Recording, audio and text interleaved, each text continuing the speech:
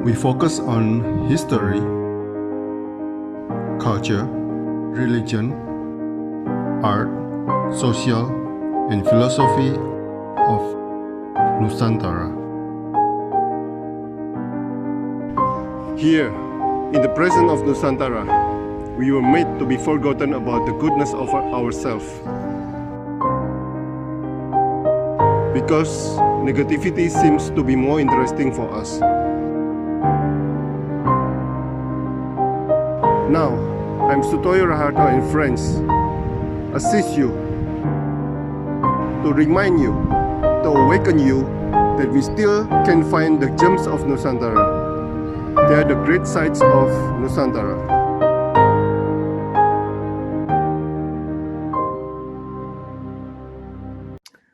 Oke, Pak Willy, magician, hipnoterapis, entrepreneur, tokoh masyarakat di Semarang. Itu yang saya baca di media, Pak. Pak, itu Pak. Itu Pak, kalau di Surabaya itu namanya apa itu? Semacam pos kota itu. Tapi pos kota itu jangan diremehkan loh Pak. Dia udah 40 tahun lebih nggak dijual. Nggak seperti Jawa Pos dijual. Kita jangan dihipnotis ya Pak ya. Oke, Pak Willy. Mulanya bagaimana Bapak tertarik dalam hipnoterapi, Pak?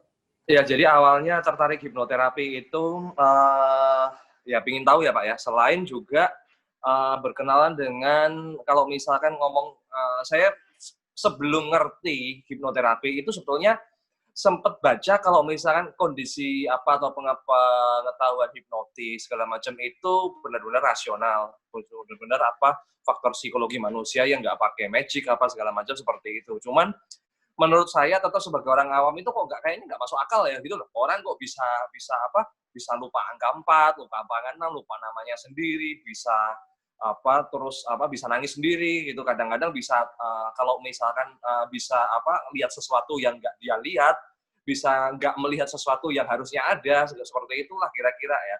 Nah, ternyata memang ini fenomena yang luar biasa ya, fenomena pikiran manusia yang memang seperti itu ya. Bahkan sebetulnya kita itu dalam kehidupan sehari-hari sudah pernah mengalami atau sering mengalami fenomena-fenomena hipnotis seperti itu. Dan menariknya sebetulnya dari pembelajaran tentang hipnoterapi ini, secara nggak cuma saya ya, secara langsung nggak langsung saya, rekan-rekan yang belajar itu otomatis bisa kalau yang suka ngulik ya itu otomatis nguliknya ke ini ya, ke setelah pikiran manusia otomatis ujung-ujungnya ke spiritual gitu.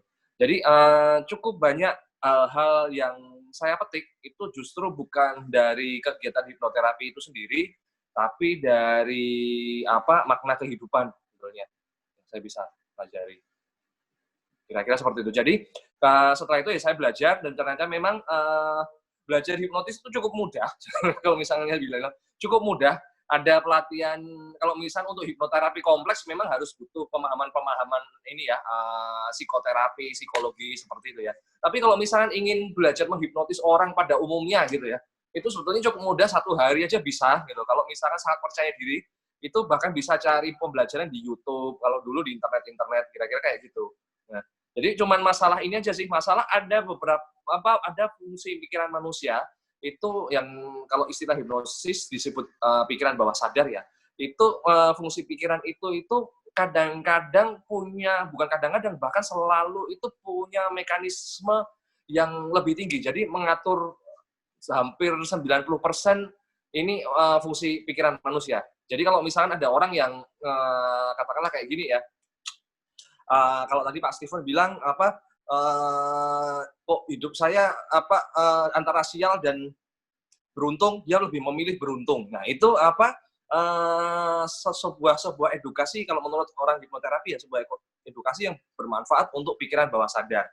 Meskipun nanti kalau misalkan dikembangkan lebih lanjut gini, ada orang yang kalau misalkan dikembangkan gini, ada orang yang merasa hidup saya baik-baik, fine segala macam gitu, atau misalkan hidup saya beruntung gitu.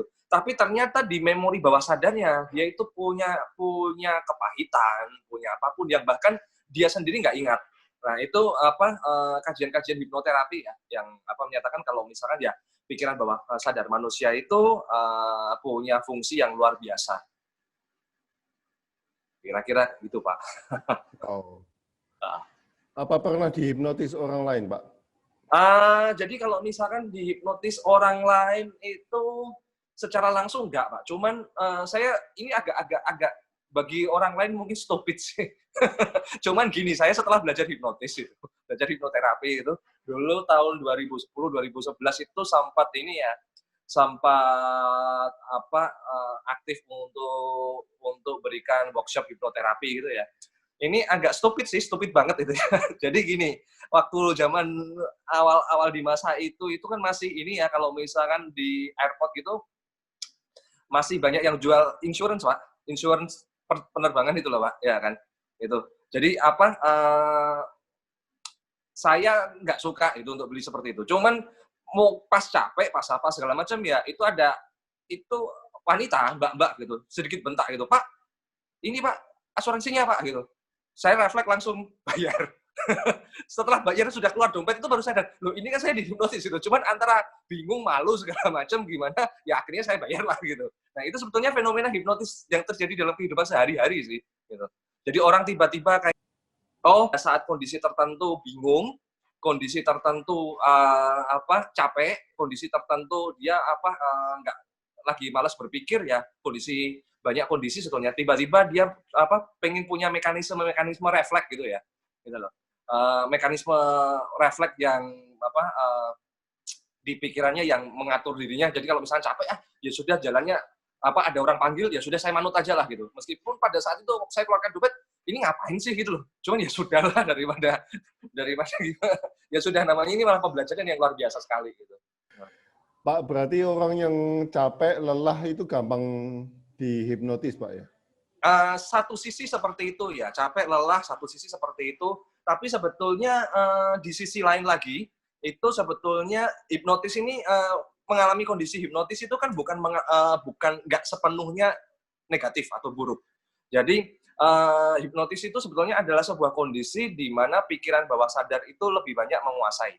Awalnya sih di layar yang paling bawah itu kira-kira memang capek, orang yang dalam tanda kutip inferior itu mudah dihipnotis itu. Untuk level strata yang bawah kira-kira seperti itu ya. Meskipun nanti sebetulnya pembelajaran tentang pikiran bawah sadar ini luar biasa, karena pikiran bawah sadar ini bisa dieksplorasi lebih lanjut gitu. Ada cerita ya, dan ini memang bisa nggak bisa gitu. Kalau misalkan kita cerita sederhana ya, misalkan lupa saya naruh kunci di mana ya, itu lupa gitu. Sebetulnya banyak orang yang bilang kalau misalkan naruh kunci lupa, tenang dulu, santai, nggak usah terlalu ribet segala macam, duduk ya kan, relax. Setelah itu tunggu 1 menit, nanti kan ada semacam informasi, oh ternyata saya naruhnya di sini. Nah itu sebetulnya juga kondisi di mana pikiran bawah sadar kan memori yang ada di dasar ini naik ke permukaan. Jadi sebetulnya kalau misalnya kita bilang layar paling bawah itu hipnotis yang informasi-informasi yang sedikit nggak masuk akal, informasi yang bahkan sebetulnya sedikit dalam konteks yang merugikan segala macam, itu capek, lelah. Tapi kondisi yang berikutnya kalau misalkan orang rileks, orang benar-benar santai gitu, ini itu sebetulnya juga memasuki kondisi hipnosis, meskipun kondisi hipnosisnya kondisi hipnosis yang direncanakan ya gitu. Nah, jadi orang yang kreatif itu lebih mudah dihipnotis juga. Orang yang kreatif, jadi orang yang kreatif, terus orang yang jadi misalkan kerja di perfilman, artis, terus tentara juga, Pak. Yang biasa untuk melakukan mekanisme refleks, siap, segera, segala macam itu lebih mudah dihipnotis. Cuman dalam pembelajaran selanjutnya, sebetulnya orang itu yang ideal bukannya nggak mudah dihipnotis, tapi sebetulnya dia mudah membuka pikiran bawah sadarnya, bahasa hipnoterapi ya, membuka pikiran bawah sadarnya, tapi atas kesadaran sendiri, benar-benar gitu ya. Gitu. Maksudnya untuk kepentingan, saya mau relax, jadi saya harus masuk dalam kondisi hipnosis, pengen segera tidur. Nah, itu kira-kira kayak gitu. Ujung-ujungnya sebetulnya hipnotis nggak ada bedanya kalau misalnya di lapisan yang lebih tinggi ini nggak ada bedanya dengan meditasi. Pak Willy praktisi hipnoterapi, sering hipnotis orang lain. sering mengajar hipnoterapi ke orang lain. Bapak mengatakan bahwa kita juga bisa hipnosis diri kita sendiri. Biasanya apa yang Bapak hipnosis ke diri Bapak sendiri, Pak? Jadi sebetulnya gini Pak, menghipnosis diri sendiri itu banyak dilakukan oleh orang-orang seperti misalkan Pak Steve, contoh Pak Steven tadi dalam konteks yang sederhana dia menghipnotis diri sendiri. Ada suatu peristiwa daripada dibilang coba melakukan ini ya perubahan sudut pandang ya. Oh ini saya beruntung kok seperti ini seperti ini seperti ini. Itu sebetulnya secara nggak langsung sudah memberikan informasi ke pikiran gitu. Ya. Nah, Pak, itu keberhasilannya berapa persen, Pak? Nah, jadi untuk misalkan informasi-informasi yang nggak masuk akal, Pak. Jadi ada orang yang bisa menerima informasi nggak masuk akal gitu. Itu dalam suatu community kalau misalnya statistik awal ya Pak ya, yang kita sebut mudah dihipnotis yang nggak masuk akal itu dalam suatu komunitas tertentu biasanya apapun ya di lingkungan apapun persentasenya 10%. Meskipun nanti bisa ditingkatkan. Keberhasilannya 10% berarti? Keberhasilannya 10% kalau misalnya mau dihipnotis supaya misalkan tiba-tiba lupa namanya sendiri, kira-kira kayak gitu. Itu 10%. Dari awal ya. Tapi setelah punya interaksi lebih lanjut, itu keberhasilannya bisa lebih tinggi. Jadi kalau misalnya di pakar hipnoterapi itu banyak yang bilang itu nggak setuju kalau misalkan hipnosis itu bisa buat kriminal segala macam, itu cuma masalah definitif sih. Sebetulnya ada mekanisme bawah sadar yang memang ya seperti pengalaman itu ya tiba-tiba dibentak atau misalkan apa segala macam. Itu orang bisa menyerahkan mekanisme refleks gitu ya dalam mekanisme. Cuman jangan terlalu khawatir juga karena nggak sesederhana itu. Jadi ada unsur penipuan kalau misalnya kejahatan dengan hipnotis itu ya ada unsur penipuan segala macam, ada unsur greedy dari si korban itu pasti ada unsur greedy, ada unsur motivasi pingin dapat uang banyak atau apa segala macam seperti itu ya.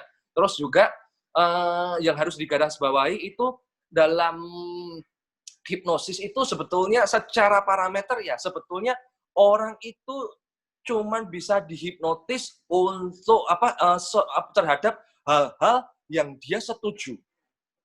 Jadi misalkan orang dihipnotis untuk misalkan bunuh diri misalnya nggak bakal bisa. Meskipun bunuh dirinya itu gini ya, itu di depan misalkan depan jurang ya, tapi bayangkan itu adalah kolam renang gitu ya. Kolam renang jadi silakan cepat-cepat lompat renang gitu ya. Itu nggak bakal bisa. Meskipun dia dalam kondisi hipnosis, dia akan punya mekanisme pikiran yang menyatakan dia nggak mau gitu. Meskipun dia nggak lihat itu jurang ya, itu uniknya pikiran manusia gitu. Jadi dia bisa bilang nggak mau, tiba-tiba bilang kolam renangnya kotor gitu, kira-kira kayak gitu. Nah terus untuk untuk misalkan ya ini pas malam kejahatan seksual gitu ya, itu juga nggak bisa juga, nggak sesederhana itu. Jadi kecuali pelaku itu menggali motivasi dari korban, kira-kira kayak gitu. Sama halnya seperti bunuh diri tadi, kok ada yang orang ngomongnya dihipnotis bisa bunuh diri karena motivasinya digali, seperti itu kira-kira. Pak, tapi nah misalnya begini, itu kan dalam satu komunitas keberhasilannya 10%, betul ya? Ya. Ya. Nah, maksud saya keberhasilan untuk kita sendiri, Pak. Oh, untuk keberhasilan untuk sendiri pasti ini Pak, selama ada pertama itu ada motivasi pengen menghipnotis diri sendiri ya, itu pasti bisa gitu. Nah, terus yang agak susah itu gini, kalau misalkan orang jadi secara filosofis orang kalau nggak mau dihipnotis itu sebetulnya nggak bisa gitu. Cuman masalahnya saya ngomong nggak mau dihipnotis tapi kok bisa dihipnotis karena dia secara bawah sadar dia membuka diri untuk berkomunikasi dengan orang tersebut gitu kira-kira. Nah, yang berikutnya menariknya gini, kalau terlalu pengen dihipnotis juga nggak bisa. Nggak bisa. Jadi harus rileks gitu. Jadi itu ceritanya seperti kalau orang mau tidur gitu. Kalau terlalu kepengen tidur malah nggak bisa. Nggak bisa. Jadi caranya, terus PR-nya lah, caranya rileks gimana? Caranya rileks itu berarti ya kalau misalkan nggak bisa rileks, ya ini sebetulnya ujung-ujungnya ini seperti meditasi ya. Ya belajar menerima keadaan untuk saat ini nggak bisa rileks, gitu. Kira-kira kayak gitu. Nah. Kalau misalnya belum bisa tidur nih, sudah pengen tidur tapi nggak bisa tidur, ya sudahlah belajar menerima keadaan kalau saat ini belum ngantuk gitu. Iya. Nah, itu sebetulnya masalah-masalah seperti itu. Nah, dalam kondisi relax dalam kondisi di mana orang lebih punya mekanisme pikiran bawah sadarnya lebih terkontrol, itu dalam kondisi misalkan seperti mengantuk, lebih relax segala macam, bahkan meditasi itu. Nah, saatnya itu informasi-informasi yang berguna itu diinstal. Misalkan untuk kepentingan diri sendiri, saya orang yang beruntung, saya orang yang luar biasa, saya kehidupan saya sangat menyenangkan dan sebagainya, kira-kira seperti itu. Ini kan doa kan juga begitu, Pak, ya? Betul. Ya, doa ya. Betul. Doa pagi itu mungkin paling efektif. Betul. Ya. Betul. Ya. Di dalam keheningan ya, doa pagi, doa malam gitu kan. Betul. Ya, oke. Betul, Pak. Jadi kalau misalkan berdoa ya kan sebelum tidur, pada saat pagi, pada saat pikiran belum ribet-ribetnya segala macam, ya itu memang saat orang dalam kondisi rileks. Nah, menariknya orang-orang penipuan dengan hipnotis juga memanfaatkan kondisi itu juga. Jadi SMS malam-malam gitu atau pagi-pagi gitu. Nah, tapi yang paling penting gini sih, hipnotis itu nggak terlalu berbahaya ya selama kita punya unsur rasional, kita nggak mudah percaya sama hal-hal yang terlalu menggiurkan. Gitu. Apa yang kelihatan seperti emas belum tentu emas kan gitu, kira-kira seperti itu, Pak. Pak, Bapak juga tulis buku tentang hypnoselling ya, Pak ya? Iya, betul, Pak. Ya. Apakah teknik ini selalu berhasil, Pak? Jadi sebetulnya untuk hypnoselling sebetulnya ini jujur aja, Pak, kalau misalnya kita bicara sebetulnya itu metode komunikasi biasa ya, metode sales biasa, cuman ini kalau dalam kaidah hipnosis ini teorinya kayak gini, kira-kira kayak gitu. Jadi bukannya sesuatu. Nah, menariknya memang gini, kalau misal ini kalau kita ngomong bisnis ya, bikin pelatihan sales hypnoselling juga misalkan cara menjual atau selling biasa tanpa hipnonya itu, yang datang berbondong-bondong di hypnosellingnya. Karena imajinasinya seseorang tentang hipnosis seperti itu ya gitu ya. Tapi ya untuk masalah kepuasan orang itu juga biasanya juga kalau misalkan nggak diedukasi dari awal, harapannya terlalu tinggi tapi yang diterima kok gitu doang sih gitu ya kan. Nah, di mana terus kebetulan saat ini juga kalau misalkan pelatihan hipnoselling juga sudah di-trademark oleh rekan saya gitu. Jadi nggak bisa digunakan lagi. Saya sih no problem karena hipnoselling banyak ekspektasi yang berlebihan. Karena gini, menurut saya gini, Pak. Jadi, banyak juga pertunjukan-pertunjukan di televisi itu mengenai hipnosis yang nggak benar. Jadi, kalau misalkan orang, kan tadi saya sempat share kalau misalkan orang itu kalau misalkan nggak mau terhadap sesuatu yang berbahaya bagi dirinya, itu dia nggak bakal mengungkap. Jadi, sorry itu saya kalau misalkan ada acara televisi, ya acara televisi semua 80% setting lah ya. Meskipun ada rekan saya yang di acara televisi yang di OVJ itu pure menghipnotis. Kalau ada di OVJ Ferdian itu rekan saya itu ya. Meskipun ada setting-setting tertentu kira-kira seperti itu. Cuman kalau misalkan ditanyain untuk misalkan yang dia ditanyain supaya bisa jujur itu nggak bisa. Nggak bisa. Nah, kembali lagi kalau misalkan masalah hypnoselling, hipnotis untuk penjualan itu gimana? Ya sebetulnya masalah-masalah pada teknik-teknik pada saat saya ingin menghipnotis orang ini, supaya orang mau dihipnotis. Itu kan ibaratnya kayak bahasanya dirayu dulu. Dirayu itu juga macam-macam. Dirayu pakai pakai pendekatan persuasif, pakai pendekatan otoriter gitu. Pakai menunjukkan sisi maskulin, menunjukkan sisi perhatian atau apapun. Nah, itu sebetulnya hipnoselling seperti itu aja, Pak. Jadi sebetulnya jualan biasa. Jualan biasa. Jadi bukannya terus orang mau caranya, saya kok sebetulnya nggak mau beli ini gitu. Tapi beli enggak seperti itu. Oke. Saya pikir ditepuk langsung mau beli, Pak. Kita kalau orang yang ngaku dihipnotis, saya ditepuk setelah itu lupa, itu sebetulnya prosesnya nggak sependek itu. Prosesnya panjang. Jadi pernah itu saya punya rekan yang punya punya pengalaman ya mau dihipnotis itu, mau dihipnotis itu untung pada saat itu saya pada saat belajar hipnotis itu sering cerita gitu loh, saya belajar hipnotis seperti ini gitu. Jadi sempat cerita saya tadi di mall kok kayaknya aneh ya, ada orang ngomong sama saya gitu aneh gitu. Cik, ini kalau mau cari museum binatang di mana ya gitu. Nah, itu kan agak aneh kan itu kan. Nah, terus agak bingung, terus museum binatang kok kayaknya kok aneh atau ini itu lah, terus ditinggal. Nah, jadi itu pengantar-pengantarnya orang kalau mau dibikin bingung, Pak. Gitu. Cuman kalau misalkan yang calon korban ini ya ngelihat ini misalkan ya, orangnya kok ganteng, orangnya kok kayaknya tinggi, orangnya kok kayaknya dari orang asing. Ada kan kadang-kadang beberapa rekan-rekan kita itu masyarakat kita kadang-kadang memandang orang bule, orang dari Asia Timur ataupun dari Asia Barat segala macam itu lebih powerful atau gimana gitu. Nah, ngelihat dari fisik lebih tinggi segala macam, tiba-tiba muncul inferiornya. Nah, itu sebetulnya mekanismenya kayak gitu. Jadi pertama ditanyain dulu, terus dites dulu, kan? Dikasih informasi yang bukannya langsung Anda serahkan duit sama saya gitu, enggak. Tapi dikasih diulik sisi belas kasihannya segala macam. Nah, kira-kira kayak gitu, Pak. Jadi banyak hal-hal yang ini, banyak hal-hal yang sebetulnya dilakukan oleh mereka. Nah, masalahnya adalah si korban ini biasanya lupa. Kadang-kadang lupa atau bawah sadarnya saya ini ditipu gitu. Supaya supaya saya nggak kesannya bodoh, saya ngomong ada program-program dilupakan aja lah gitu loh yang tadi. Gitu. Jadi nggak sekedar ditepuk, Pak. Kalau yang sekedar ditepuk itu nggak bakal bisa. Oke. Pak, bagaimana prosesnya perkataan kita bisa tembus ke pikiran atau pikiran bawah sadar orang lain, Pak? Nah, jadi kalau misalkan sesuatu yang kita yakini itu akan masuk ke bawah sadar, Pak. Sebetulnya bawah sadar ini kan ini cuma pemodelan pikiran ya pikirannya kita ini sebetulnya seperti ini aja gitu.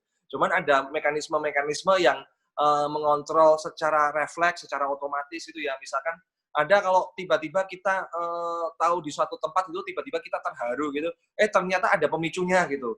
Ternyata tempat ini persis sama tempat di mana situasi misalkan saya ketemu saya itu terakhir ngobrol dengan saudara saya yang sudah meninggal misalkan kayak gitu sehingga terpicu seperti itu. Nah, artinya supaya informasi bisa masuk ke bawah sadar itu pertama kita cari dalam kondisi rileks. Kita cari dalam kondisi tenang segala macam dan sesuatu yang benar-benar ibaratnya kita percaya atau itu sesuatu yang kita nggak tahu, kita percaya apa enggak, tapi ya sudah kita install aja lah gitu. Seperti kalau Pak Steven tadi menyatakan, daripada saya lihatnya sesuatu negatif, sesuatu itu saya kasih nilai negatif, sama saya kasih nilai positif, saya masukin nilai positif aja lah gitu loh, saya happy kok gitu. Karena ada cerita gini, bahkan ini yang ngajar saya hipnoterapis ya, jadi ada cerita gini, saya itu sudah mau ngomong saya beruntung gitu. Saya itu beruntung, tapi kayaknya ini nggak beruntung deh, ini sial-sial banget ya gitu. Nah, itu terus ada dikasih cerita kayak gini gitu. Itu kalau ya tergantung belief system masing-masing ya. Jadi ceritanya kalau misalnya orang di dunia mau dilahirkan di dunia ini, misalnya ceritanya itu omong-omongnya itu kira-kira boleh milih gitu. Ada si A gitu, saya mau inilah cari kehidupan yang isi-isi aja levelnya gitu. Jadi jadi orang kaya gitu. Terus ada si B gitu, saya bilang ceritanya saya kalau hidup jadi orang kaya nggak asik gitu, nggak menantang gitu ya. Saya mau kalau misalkan main game yang levelnya hard lah gitu.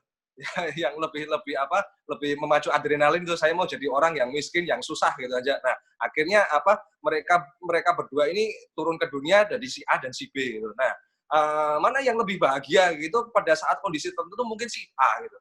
Tapi si B bisa menyatakan dirinya lebih bahagia karena dia merasa hidupnya lebih bermakna, lebih punya pengalaman berharga gitu dalam hidupnya. Kira-kira kayak gitu, Pak. Ya seperti jadi semua peristiwa eksternal itu sebetulnya kita bisa pandang sebagai sesuatu yang netral gitu. Tapi kita yang informasiin sendiri. Orang tiba-tiba dalam kondisi yang sama itu bisa ngomong, wah ini hidup susah banget gitu. Ya. Tapi padahal kalau misalkan orang yang lain, cuma segini doang gitu. Atau orang dalam lihat tertentu nangis gitu. Yang satu bilang, cuma ini kok bikin nangis, enggak juga gitu. Jadi masalah manajemen pikiran aja dari kita sendiri. Wow. Amazing. Ya ini yang mau saya tanyakan udah dijawab nih rasanya. Bapak pernah mengatakan segala macam peristiwa sifatnya netral. Hanya kita sendiri yang memberi makna terhadap peristiwa tersebut. Dalam kondisi hipnosis, kita bisa melakukan pemrograman, ya, pemrograman ulang terhadap pikiran kita. Ya. Apa artinya, Pak? Gimana kita bisa program ulang itu, Pak? Jadi gini, Pak, ada yang paling, kalau misalkan ngomong kita tidak beruntung itu sedikit lebih mudah ya, karena orang lebih mudah mengatakan kita tidak beruntung daripada ngomong kita malas gitu. Orang itu di banyak orang kalau misalnya dibilang malas paling nggak suka gitu. Padahal ada kelihatan ya beberapa orang malas gitu. Nah, kalau misalkan ada seseorang yang ingin menghipnotis dirinya sendiri ya, saya kok kayaknya kok melakukan ini kok kayaknya nggak suka ya gitu. Nah, kalau misalnya bisa jujur pada dirinya sendiri gitu. Oh, ternyata saya malas. Misalkan malas untuk bekerja inilah, atau misalkan malas untuk berolahraga, atau malas untuk apa, segala macam kan konteksnya macam-macam ya. Nah, artinya terus berpikir bahwa saya, rasa malas ini nggak menguntungkan untuk saya. Jadi saya harus ganti sesuatu dengan rasa yang nyaman. Nah, yang melakukan di pemrograman sederhana gimana? Jadi tinggal aja cari, misalkan meluangkan waktu 10 menit itu ya. Jadi sebetulnya kalau misalkan yang sudah praktisi meditatif ya meditasi gitu ya kan. Tapi kalau misalkan nggak asing dengan meditasi atau nggak nyaman dengan istilah meditasi, santai aja, relax, jangan rebahan itu, mata mau tertutup mau terbuka, rebahannya juga nggak usah posisi gimana, pokoknya rebah serilak-rilaknya gitu. Nah, setelah itu boleh membayangkan, boleh pakai afirmasi ya. Afirmasi itu ngomong pada diri sendiri, mana yang lebih mudah, atau boleh merasakan pakai apa dengan indera gitu. Kira-kira itu oke lah saya males ini tadi gitu. Tapi sekarang mulai hari ini dan seterusnya saya mau jadi rajin gitu. Karena sebetulnya rajin ini masalah pilihan aja ya. Dan setelah itu boleh dibayangkan itu rajinnya seperti apa. Rajinnya itu kalau misalnya tiba-tiba kalau misalkan mulai berangkat ke kantor gitu, jalannya aja lebih percaya diri, lebih tok, menjalani sesuatu dengan antusias. Nah, kira-kira kayak gitu. Jadi sesederhana itu. Bahkan self hypnosis ini untuk misalnya kegiatan yang bagi orang lain itu diomong susah ya, seperti berhenti merokok. Sebetulnya caranya mudah sekali. Yang susah itu sebetulnya gini, cari motivasinya gitu. Kok saya nggak mau berhenti ngerokok tapi susah karena masih enak ya ngerokok gitu ya kan. Nah, jadi nggak bisa gitu. Nah, tapi kalau misalnya berhenti merokok karena saya merasa ini berhenti merokok ini sudah merugikan saya gitu. Kesehatan ataupun misalkan ada orang yang disayangi yang protes atau kondisi hal-hal tertentu. Nah, itu biasanya relax dalam kondisi di mana orang lebih relax dalam kondisi di mana orang lebih tekniknya biasa banget. Tapi masalah motivasi yang harus digali. Wow. Amazing. Kemarin waktu Mei kita kenal Pak Purnama, Pak. Pak Purnama siapa ya, Pak? Pak Purnama. Sebentar saya. Purnawan. Oh, Pak Purnawan. Ya, Pak. Saya kenal Pak Purnawan di Jakarta ya, Pak ya? Jakarta. Oh, ada di grup kita juga. Nah, kita Ya, itu pernah. interview dia. Oh, iya. Wah, sayang saya kok malah ngelewatin kesempatan. Pak Purnawan itu, ya Pak, itu pernah satu sesi dengan saya di Indonesian Hypnosis Summit ya. Oh, itu kalau misalkan saya dulu tahun 2010-2011 pakai nama Billy Wong, Pak. Iya, supaya lebih mudah. Cuman pakai nama KTP aja lah setelah. Pak Purnawan, ya Pak Purnawan Jakarta. Pak Purnawan Pak, lengkapnya ya. Saya lupa singkatannya di belakang Pak Purnawan ya. Kalau kapan itu, salam dari Willy Wong gitu, Pak. Ya, beliau luar biasa, praktisi senior, Pak. Oh, oke. Ya, saya juga dikenalkan sama Bu Rona. Saya juga nggak kenal sama beliaunya sebetulnya. Oke. Ya. Oke, teman-teman ada pertanyaan? Ini sekarang udah nggak praktek hipnoterapi lagi, Pak? Saya nggak pernah praktek hipnoterapi secara profesional. Artinya gini sih,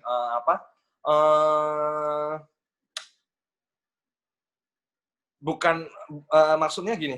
kalau misalkan untuk kegiatan terapi itu secara meskipun nggak ideal ya, tapi kalau misalkan minta bantuan saya secara sukarela, meskipun biasanya nggak ideal. Nggak idealnya bukan berkaitan dengan motivasi gitu. Jadi kalau misalkan kegiatan terapi, misalkan saya ini susah tidur gitu ya, tapi artinya ya berarti harus jalani misalkan katakanlah 6 sesi ya, itu saya biasa nggak pernah tarik bayaran sih gitu segala macam. Cuman kalau misalnya nggak tarik bayaran itu di bawah sadarnya itu kayak merasa ini apa bisa sih gitu, kadang-kadang kayak gitu. Jadi itu kalau teman-teman hipnoterapi ngomongnya gini ya kan, itu kalau kamu mau menterapi orang secara mudah itu tarik bayaran 1 sesi 10 juta. Itu dia akan berubah dengan mudah karena value yang ada dalam dirinya saya sudah keluar 10 juta, saya nggak gimana. Jadi orang mau diet tuh, yang badannya gemuk pengen dan gemuknya ini bukan karena biologi, bukan karena faktor ini ya, faktor genetik ya, tapi benar-benar karena kebiasaannya suka makan gitu. Nah, itu kalau misalnya mau di hipnoterapi mudah sekali gitu. Nah, kalau misalnya teman-teman ini ngomong paling mudah itu kalau misalnya 1 sesi suruh bayar 10 juta gitu. Jadi misalkan kalau 6 sesi sudah diskon 30 juta, itu pasti jadi kurus gitu. Loh Pak, itu 1 sesi berapa lama Pak? Tergantung ya. Yang paling penting adalah sudah bisa rileks, jadi gini, ada yang kondisi hipnoterapi itu kan banyak yang menyalahartikan juga kondisi itu itu yang paling penting rileks terus dikasih informasi untuk informasi-informasi yang memang standar dibutuhkan, memang bisa. Tapi kalau misalnya informasi-informasi yang kadang-kadang mungkin sedikit bertentangan ya. Jadi orang misalkan pengen diet itu memang tahu dia pengen diet itu, tapi dia nggak bisa mengontrol nafsu makannya. Tapi saya susah kalau diet, kalau misalkan malam hari itu saya harus makan. Kalau misalkan saya nggak makan itu malam hari harus makan 2 kali misalkan kayak gitu ya, pernah ada case itu. Kalau nggak makan 2 kali, saya malah nggak bisa tidur. Kalau sudah nggak bisa tidur, fisiknya saya besok lemah malah sakit. Nah, itu informasi-informasi yang ada dalam pikiran bawah sadarnya kira-kira nggak nyambung gitu ya. Jadi kayak bundet sendiri gitu ya, konslet gitu. Bukan konslet, nggak match gitu. Nah, artinya dalam hal itu seperti harus dikondisikan, dinegosiasikan ya.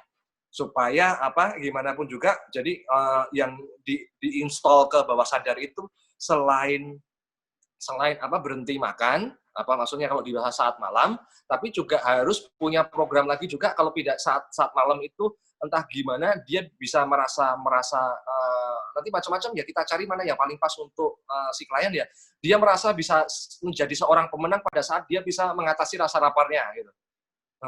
Nah, kalau misalnya mudah dihipnotis atau misalkan mudah menerima informasi yang nggak masuk akal, dikasih langsung program. Kalau misalkan malam hari memang keinginan rasa makan itu nggak ada. Hal seperti itu. Nah, caranya ngetes untuk misalkan itu sudah masuk dalam kondisi hipnotis atau kondisi trans atau kondisi alfa atau belum segala macam itu. Jadi dites kira-kira tubuhnya sudah rileks atau belum gitu. Jadi kalau misalkan secara self hipnosis ataupun terapi dengan terapi one on one ya, itu caranya kalau misalnya mau ngetes diri sendiri, tiba-tiba saya itu mau gerakan tangan tapi males. Nah, itu berarti sudah masuk dalam kondisi hipnosis, informasi-informasi yang bermanfaat bisa dimasukkan. Pak pernah coba regresi, Pak? Nah, itu yang luar biasa, Pak. Itu yang luar biasa. Jadi, pernah, Pak. Pernah, itu salah satu yang fenomenal ya. Salah satu yang fenomenal bahwa ternyata manusia ini memorinya nggak pernah hilang. Dari X regression ya, yang saya bilang ya, X regression itu kembali ke umur 0. Umur 0, jadi agak sedikit, di mana ya, ada yang bilang bayi itu indera penglihatannya itu baru muncul setelah 1 minggu, 2 minggu kan. Tapi ya fenomenanya maksudnya nggak bisa ditarik kesimpulan pasti sih. Tapi ada yang menyatakan ya itu imajinasi, ada yang menyatakan itu gimana. Tapi sebetulnya pada saat beberapa kali eksperimen ya, regresi usia 0 itu dia bisa tahu dokternya itu yang membantu persalinannya itu wajahnya seperti apa, itu bisa. Nah, itu jadi sesuatu yang unik. Apakah itu indera atau bukan indera? Kalau misalnya sudah ngomongnya spiritual ya, apakah panca indera atau menerima informasi nggak pakai panca indera, itu sesuatu yang unik. Nah, yang lebih menarik lagi past life regression. Nah, ini yang mungkin ya ini berkaitan dengan belief ya, berkaitan dengan kepercayaan ya segala macam ya. Jadi bisa juga sebetulnya bisa diregresi ataupun orang dalam kondisi hipnosis bisa ke usia 0, bisa ke usia di mana dia kalau misalkan percaya ke kehidupan sebelumnya. Bahkan kalau nggak percaya pun bisa tiba-tiba kalau misalkan diinformasiin ya, tiba-tiba kamu punya suatu kehidupan yang sebelumnya di masa lampau segala macam, kehidupan sebelum ini ya masuk ke kehidupan itu gitu. Nah, bisa cerita juga. Nah, ini kepercayaan masing-masing ya, apakah itu imajinasi, apakah itu sebuah talenta di mana dia bisa menyerap informasi orang lain yang pernah hidup di masa tersebut, ataukah memang dia benar-benar sebagai wujud reinkarnasi dari sosok tersebut. Bisa, Pak. Itu yang luar biasa dan pernah beberapa kali eksperimen. Pak Willy sendiri pernah? Kalau misalkan untuk saya sendiri itu jujur untuk misalkan terlalu kepingin nggak pernah, tapi pernah mengalami fenomena-fenomena di mana ya masalahnya nggak bisa saya ini ya, nggak bisa kalau misalkan usia kecil, usia 0 gitu ya, nggak bisa saya konfirmasi kebenarannya ya. Tapi seperti ada informasi kalau misal pada saat usia kecil saya itu pernah lihat ini segala macam, tapi nggak bisa dikonfirmasi kebenarannya seperti itu. Terus kalau misalkan tentang past life ini sesuatu yang unik ya. Jadi masalah percaya atau nggak percaya bagi saya itu nggak penting, tapi yang paling penting itu kita sebetulnya seperti punya konektivitas ya. Jadi dalam kehidupan katakanlah ini bukan reinkarnasinya saya sendiri pun sebetulnya kita ini kan satu gitu, saling berkaitan. Seluruh alam semesta ini saling berkait gitu, seperti itu. Sebetulnya kita bisa lakukan pendekatan dari mana saja sih. Namun yang menarik memang banyak fenomena-fenomena di mana kalau misalkan ibaratnya iseng-iseng berpast life gitu ya Pak ya, tiba-tiba memang ada sebuah memori-memori yang sebetulnya simpel sih, memori-memori yang nggak tahu gimana gitu loh, apakah itu benar apa enggak. Sebetulnya itu sama, fenomenanya sama seperti, dan mungkin kita rasakan kalau misalkan sebelum tidur bermimpi itu Pak.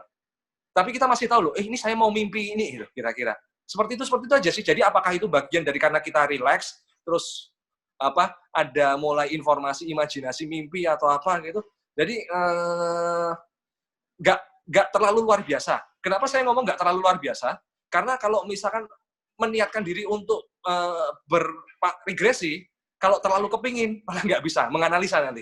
Jadi kalau menghipnotis itu nggak boleh menganalisa, harus relax. Karena kalau menganalisa itu berarti langsung reaksi pikiran imajinasi. Yang bukan imajinasi, yang kita menganalisa, yang kita fungsi-fungsi pikiran yang kritis segala macam itu malah ya kan gitu. Malah nggak bisa. Jadi harus relax, harus nggak terlalu banyak ekspektasi, santai aja, bisa nggak bisa ya sudah gitu. Itu banyak enak sih gitu, Pak. Oh, wow. Oke.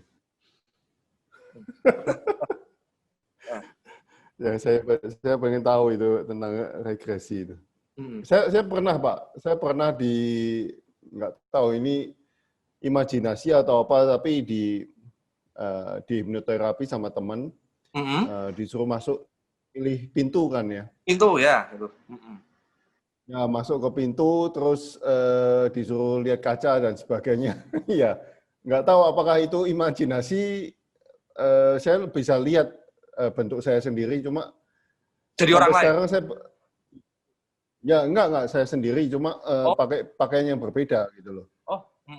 Ya, pakaian baju kuno gitu loh. Nah, tetapi apakah itu imajinasi atau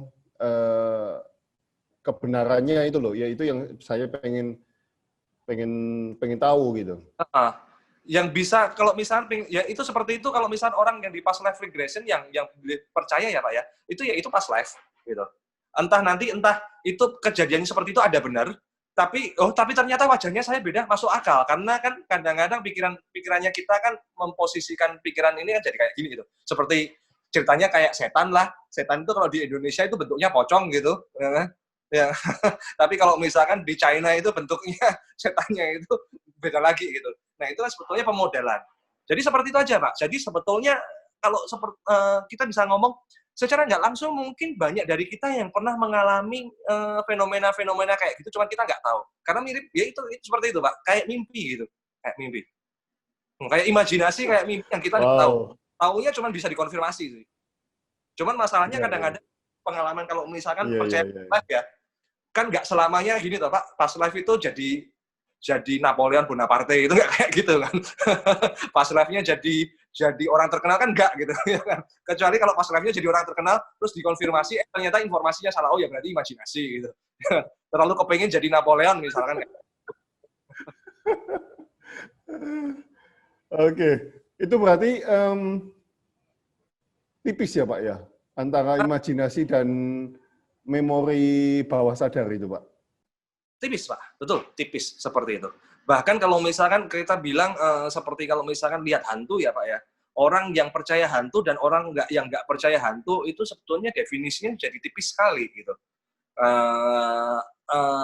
Ada ya kalau saya kalau saya sedikit percaya sih, bukan percaya hantunya, tapi percaya karena saya punya pengalaman di mana ada seseorang yang kita sebut memang peka ya, secara sugestif mudah dihipnosis gitu ya. Nah, dia kalau misalnya ada di tempat-tempat tertentu gitu, misalkan ngomong perasaannya nggak enak gitu, perasaannya nggak enak, ada ngomong ada hantu atau apa segala macam. Ternyata itu misalkan tempat orang pernah ada sakit di situ gitu. Jadi ada emosi-emosi sedih yang banyak terlepas di situ atau misalkan tempat pembantaian, pembunuhan gitu seperti itu. Nah, itu kepekaan sih. Jadi ada yang menyatakan kalau hantu itu energi gitu. Energi karena banyak orang yang rilis atau ngungkapin kesedihan di situ sehingga si orang yang peka ini bisa tahu gitu. Cuman taunya nggak berdasarkan pembelajaran memorinya dia nggak bilang oh ini energinya banyak orang nangis nggak kayak gitu. Tapi ini ada hantunya, ini kuntilanak nangis. Ya kira-kira kayak gitu. Yang dia lihat itu kuntilanak nangisnya gitu. Iya, tapi kan sekarang juga bisa dilihat pakai mesin, Pak, katanya, Pak. Iya, seperti itu. Iya, iya. Oke. Oke, teman-teman ada yang mau bertanya ini rasanya informasinya lengkap sekali, Pak. Thank you so much. Sama-sama, Pak. Tawanya. Nanti kalau kita balik Semarang kita bisa ketemuan ini. Siap. Ya. Mungkin buat rekan-rekan sedikit informasi. Jadi pikiran bawah sadar ini kayaknya memang membajak manusia untuk sesuatu yang nggak menyenangkan ya. Tapi mumpung saya ingat ini mungkin ada sedikit gini sih. Ada kalau misalnya orang-orang zaman lama itu kalau misalkan mau tanya tentang kesulitan itu tanyanya ke diri sendiri gitu. Nah itu ada yang menarik kalau ini metode modernnya itu seorang tokoh hipnoterapi yang luar biasa itu kalau misalkan sempat ada cerita juga Alpha Edison ya.